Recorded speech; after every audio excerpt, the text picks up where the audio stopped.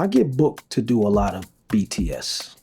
And surprisingly, I really enjoy doing BTS. I don't know why. It's something about just showing people the magic of what is actually going on outside of what they see on camera.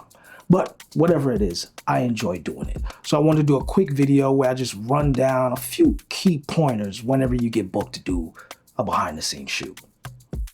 Oh, and this shoot happened to be with Akon. Yo, you've been working hard. Real hard. How are you? This photo shoot was for Akon, and it was done by photographer Cat Harper. It wasn't for anything in particular, it was just Akon updating his press pics. One of the key things about BTS is you have to survey the space. You need to mentally take in everything that is there. I think if you put it in, it'll look more refined. Then you have to capture as if you're telling a story with your video clips, right? So you want people to see like, oh, that's how this was done. You want people to feel like they know how something was actually created.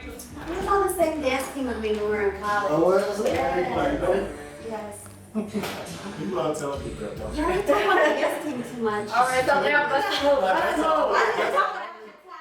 A lot of times I see new videographers on set and they're just capturing the same exact image that the person with the A camera is capturing, which doesn't make any sense. That's not your job. If the A camera is capturing the talent in frame, then as BTS, your camera needs to be capturing what A camera is capturing, but also with A camera in the shot. The location that we did this photo shoot was at a clothing brand. It was their showroom, nice showroom, and it's in Atlanta. So they wanted to do the shoot here. They had a big enough space, and Akon was actually wearing some of their clothes. Another thing is his son, one of his sons actually styled him for the shoot. Not the guy that's over there tucking his pants. His son is off to the side somewhere.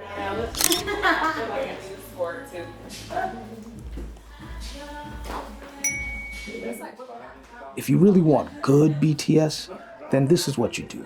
Go around to every department and capture a clip of what that person is doing on the set. So if there's a gaffer, there's a lighting guy, go to him or her and capture them unloading their equipment. Capture them putting the pieces together, maybe even ask them a question or two. Well, what are you doing today? What is the setup for today? Go to the makeup artist and say, hey, what are we doing today? What's the look you're going for? Capture their equipment. Maybe ask them a question like, hey, what is your favorite tool to use? Then go on to the next, and you go around. Once you have all of that, you have a little bit of meat to work with. Pause, like what? And trust me, it's better to have it and not need it than to need it and not have it. And then when you move your hand there, it's gonna cover up. Yeah, the yeah, 45. yeah, there you go. Yeah.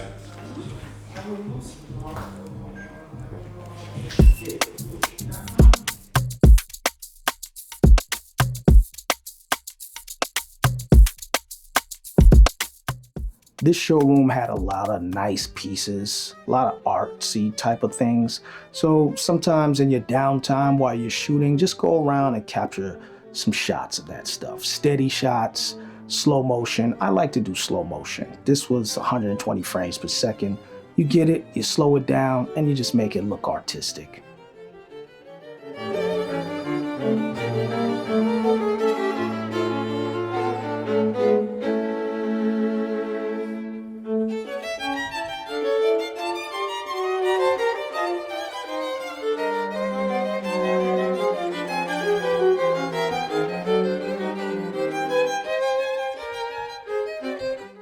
If you notice, sometimes I'll do this shot where like it's almost obscured.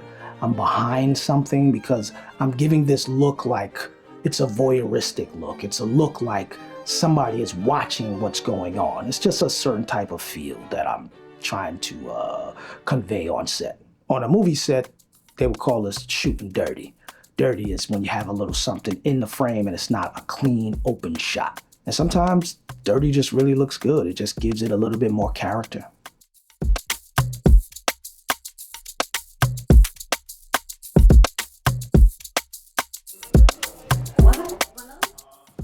If you notice on this set, there are multiple cameras. Obviously, I have a camera, the photographer has her camera, but there are two other people floating around. Someone else is taking photos, and there's a guy with a camera and a gimbal, right?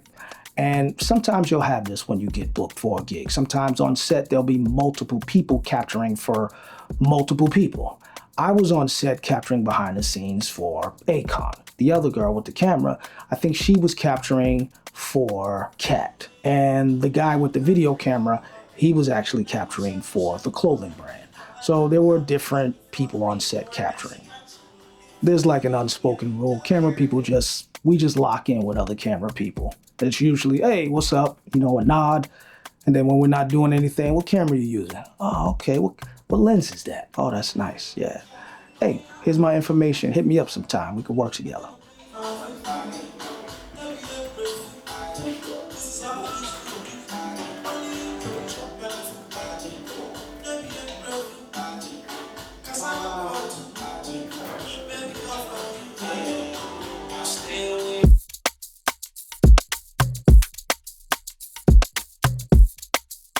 After a few shots inside, a few changes, we decided to go outside, and Kat did her thing.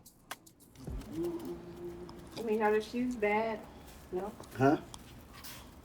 I mean, never mind. I don't know fashion like that. You were saying what now? Don't get the shoes? I thought you weren't showing the shoes. No, I'm not. Yeah. Okay. You show the ankles up. Okay. You just- To the ankles. Nice.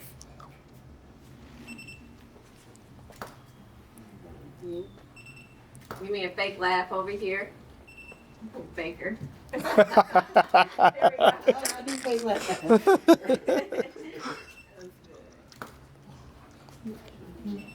It's a faker. Kat is dope with the camera. You should go check out her website. I think it's katharperphotography.com. All right. Both hands. Listen. Yeah.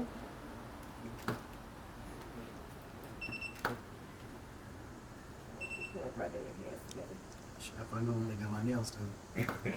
You know what I'm saying? Get the Photoshop. I do that Photoshop. There you go. Now, if your photographer ain't jumping on the floor like Kat did you really have a photographer? Was it really a photo shoot if the person wasn't on the floor? You.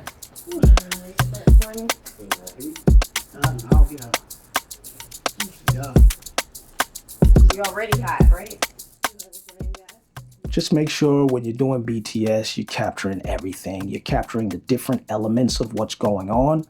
And like I said, it's always better to have way more footage than you need than to need footage that you never even captured. And sometimes it's good to just have a microphone. It can be a shotgun microphone. So when you're going around to those different departments asking questions, your audio sounds good. And I promise you that is going to be a level up to whoever your client is. They're going to be really impressed by that.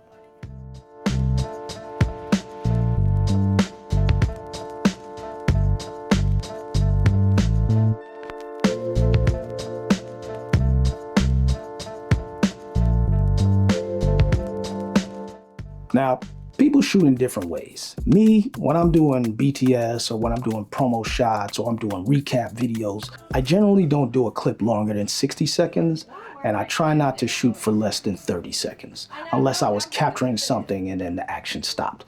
But normally I don't go less than 30 seconds on my video clips, but I try to hit 60 seconds. Now, if it's something that goes longer, then I run the camera for longer. But for the most part, I know what I need to capture, and I capture it in 60 seconds. Another thing about doing BTS is you have to try to anticipate where the action is going to be, and that is where you need your camera to be. If you see something is going on and it looks like it's going to be repetitive, make sure you capture it. Make sure you place yourself in the right place to capture that shot. I also shoot a lot of slow motion. I'm either doing 60 frames per second or I'm doing 120 frames per second, because it doesn't matter. Once I drop it into my editor, I can make the whole thing 24 frames, and then I can just take the elements and make them slow that I need it to be slow. Now getting the backstage pass to my photo shoot. So all the shots that we're shooting here may be for different things, but definitely want to thank Hideaki for coming through on the fashion side of things. So you can say they kind of sponsored this shoot for me, and I appreciate y'all. Extra fly. Peace. And at the end of it, they did an interview, asked Akon some questions. You know, combine the culture, the drums, the rhythms with today's melody. So it gives me like the best of both worlds when I listen to Afro. How does Caribbean music influence the sound? Caribbean music definitely influenced the sound. But when I first started music, I was doing dubs. You know, I was doing dubs and dub plates all through Jersey. All the biggest DJs, man, like it was always in a clash. So, you know, my style actually was birthed from reggae dancehall, and it just kind of metamorphed into everything else that I'm doing. And well, that brings us to the end of the video. Again, thank you for watching. Like, comment, share, subscribe, tell a friend, and I will see you guys on the next video. Make sure to book your one-on-one call if you have some questions for me. All right, catch you later.